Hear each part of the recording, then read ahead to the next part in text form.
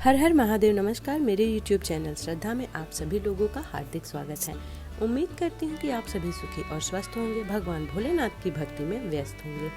आइए जानते हैं आज इस वीडियो के माध्यम से शिव महापुराण संहिता 2 के द्वितीय खंड के 24वें अध्याय के बारे में, जिसमें भगवान शिव की आज्ञा से माता सती द्वारा भगवान श्री राम की परीक्षा के बारे में बताया गया है। नारद जी बोले, हे ब्रह्मा जी, हे महाप्राज्ञ, हे दयानिधे, आपने मुझे भगवान शंकर तथा देवी सती की मंगलकारी चरित्र के बारे में बताया।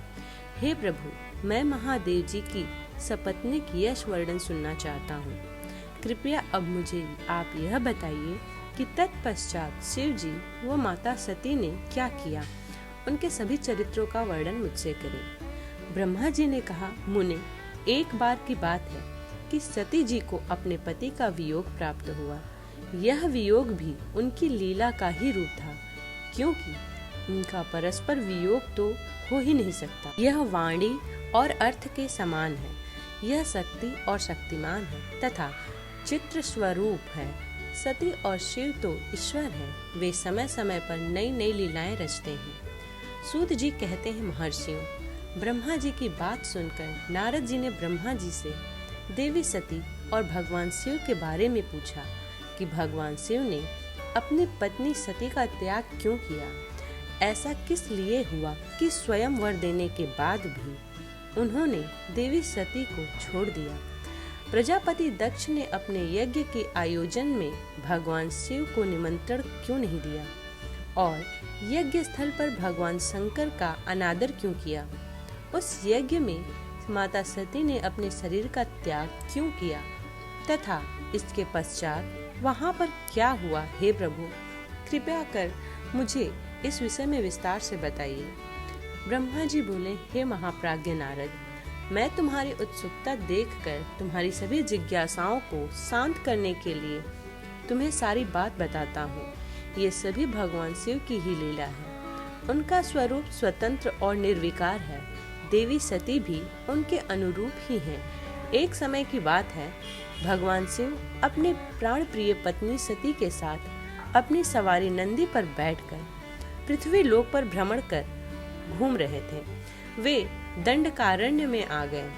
उस वन में उन्होंने भगवान श्री राम को उनके भ्राता लक्ष्मण के साथ जंगलों में भटकते हुए देखा। वे अपनी पत्नी सीता को खोज रहे थे, जिसे लंका का राजा रावण उठाकर ले गया था। वे जगह जगह भटक रहे थे, उनका नाम पुकार कर ढूंढ रहे थे। पत्नी के बिछड़ जाने के कारण भगवान श्री राम अत्यंत दुखी दिखाई दे रहे थे। उनकी कांति फीकी पड़ गई थी। भगवान शिव ने वन में राम जी को भटकते देखा, परंतु उनके सामने प्रकट नहीं हुआ। देवी सती को यह देखकर बड़ा आश्चर्य हुआ। वे शिव जी से बोली, हे सर्वेश, हे करुणानिधि, हे सदाशिव, हे परमेश्वर, ब्रह्मा विष्णु सहित सभी देवताओं आपकी सेवा करते हैं। आप सबके द्वारा पूजित हैं। वेदांत और शास्त्रों के द्वारा आप ही निर्विकार प्रभु हैं। हे नाथ, ये दोनों पुरुष कौन हैं? ये दोनों विरह व्याध से व्याकुल रहते हैं, विरह व्यथा से व्याकुल हैं। ये दोनों धनुर्वीर इस जंगल में भटक रहे हैं। भगवान, इनमें ज्येष्ठ पुरुष की अंग कांति नील कमल के समान श्याम है। आप उसे देखकर इतना आनंद विभोर क्यों हो रहे हैं? आपने प्रसन्नता पूर्वक उन्हें प्रणाम क्यों किया? स्वामी कभी भक्त को प्रणाम नहीं करता। हे कल्याणकारी, आप मेरे संशय को दूर कीजिए और मुझे इस विषय में बताइए। ब्रह्मा जी बोले, नारद, कल्याणमयी आदिशक्ति देवी सती ने जब भगवान शिव से इस प्रकार प्रश्न पूछने आरंभ किए तो देवों के देव महादेव भगवान हंसकर बोले, देवी, यह सभी तो पूर्व निर्धारित है। मैंने उन्हें दिए गए वरदान स्वरूप ही उन्हें नमस्कार किया था। ये दोनों भाई सभी वीरों द्वारा सम्मानित हैं। इनके शुभ नाम श्री राम और लक्ष्मण हैं। ये सूर्यवंशी राजा दशरथ के पुत्र हैं। इनमें गोरे रंग के छोटे भाई साक्षात शेष के अंश हैं तथा उनका नाम लक्ष्मण है। बड़े भाई श्री राम भगवान विष्णु के अवतार हैं। धरती पर इनका जन्म हुआ है साधुओं की रक्षा और पृथ्वीवासियों के कल्याण के लिए। भगवान शिव की ये बातें सुनकर माता सती को विश्वास नहीं हुआ। ऐसा विभ्रम भगवान शिव की माया के कारण ही हुआ था। जब भगवान शिव को यह ज्ञात हुआ कि देवी सती को उनकी बातों पर विश्वास नहीं हुआ, तो वे अपनी पत्नी दक्ष कन्या सती से बोले, देवी, यदि तुम्हें मेरी बातों पर विश्वास नहीं है तो तुम स्वयं श्री राम जी की परीक्षा ले लो। जब तक तुम्हें इस बात का विश्वास न हो जाए कि वे दोनों पुरुष ही राम और लक्ष्मण हैं और तुम्हारा मोह नष्ट न हो जाए, तब तक मैं यहीं बरगद के नीचे खड़ा हूँ। तुम जाकर श्री राम और लक्ष्मण की परीक्षा लो। ब्रह्मा जी बोले, हे महामुनि नारद, अपने पति भगवान शिव के वचन सुनकर माता सती ने अपने पति का आदेश प्राप्त कर भगवान श्री राम लक्ष्मण की परीक्षा के लिए ठान ली। परंतु उनके मन में बार बार एक ही विचार उठ रहा था कि मैं कैसे उनकी परीक्षा लूं। तब उनके मन में यह विचार आया कि मैं देवी सीता का रूप धारण कर भगवान श्री राम के सामने जाती हूँ। यदि वे साक्षात विष्णु जी का अवतार है तो वे मुझे आसानी से पहचान लेंगे, अन्यथा वे मुझे पहचान नहीं पाएंगे। ऐसा विचार कर उन्होंने माता सीता का वेश धारण किया और राम जी के समक्ष चली गईं। सती ने ऐसा भगवान शिव की माया से मोहित होकर ही किया था।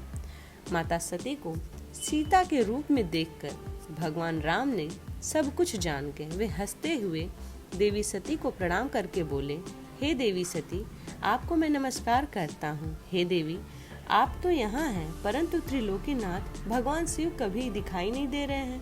बताइए देवी, आप इस निर्जन वन में अकेली क्या कर रही हैं? और आपने अपने परम सुंदर और कल्याणकारी रूप को त्याग कर यह नया रूप क्यों धारण किया है? श्री रामचंद्र जी की ये बातें सुनकर देवी सती आश्चर्यचकित हो गईं। तब वे शिव जी की बातों का स्मरण कर तथा सच्चाई को जानकर बहुत शर्मिंदा हुई और मन ही मन अपने पति भगवान शंकर के चरणों का स्मरण करती हुई बोली, हम अपने पति करुणानिधि भगवान शिव तथा अन्य पार्षदों के साथ पृथ्वी का भ्रमण करते हुए इस वन में आए थे। यहाँ आपको लक्ष्मण जी के साथ सीता जी की खोज में भटकते हुए देखकर भगवान शिव ने आपको प्रणाम किया और वहीं बरगद के पीछे खड़े हो गए। आपको वहाँ देख भगवान शिव ने आनंदित होकर आपकी महिमा का गान करने लगे। वे आपके दर्शनों से आनंद विभोर हो गए। मेरे द्वारा इस विषय के पूछे जाने पर जब उन्होंने मुझे बताया कि आप श्री विष्णु का अवतार हैं, तो मुझे इस पर विश्वास ही नहीं हुआ और मैं स्वयं आपकी परीक्षा लेने यहाँ आ गई। आपके द्वारा मुझे पहचान लेने से मेरा सारा भ्रम दूर हो गया है। श्री हरि, अब मुझे आप यह बताइए कि आप भगवान शिव की भी वंदनीय कैसे हो गए? मेरे मन में यह एक संशय है। कृपया आप मुझे इस विषय में बताकर मेरे संशय को दूर कर मुझे शांति प्रदान करें। देवी सती के ऐसे वचन सुनकर भगवान श्री राम प्रसन्न होते हुए तथा अपने मन में शिव जी का स्मरण करते हुए प्रेम विभोर हो उठे। वे प्रभु शिव के चरण का चिंतन करते हुए मन में उनकी महिमा का वर्णन करने लगे। इस प्रकार शिव महापुराण संहिता 2 के द्वितीय खंड का 24वां अध्याय समाप्त होता है। उम्मीद करती हूँ कि आज की यह वीडियो आप लोगों को पसंद आई हो। वीडियो पसंद आई हो तो वीडियो को लाइक करें, शेयर करें और चैनल को सब्सक्राइब करें। इसी प्रकार की वीडियोस को प्राप्त करने के लिए चैनल को सब्सक्राइब करना बिल्कुल भी ना भूलें और वीडियो को जितना ज़्यादा से ज़्यादा हो सके शेयर करें ताकि मेरा उत्साह बढ़ता रहे और मैं इसी प्रकार की भक्तिपूर्वक वीडियोस आप लोगों के लिए लाती रहूं। मिलते हैं अगले अध्याय में, तब तक के लिए हर हर महादेव।